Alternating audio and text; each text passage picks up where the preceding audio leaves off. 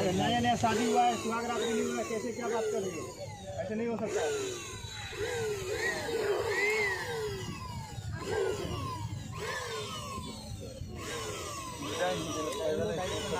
ना वाला करो बोलिए। हेलो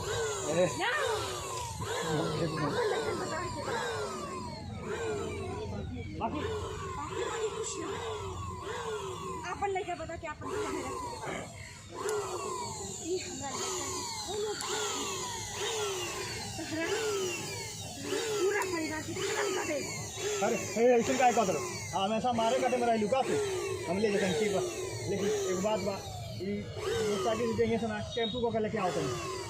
हां तक ना अपन की जाए की बात ठीक है ठीक है। एक बात याद रखिए।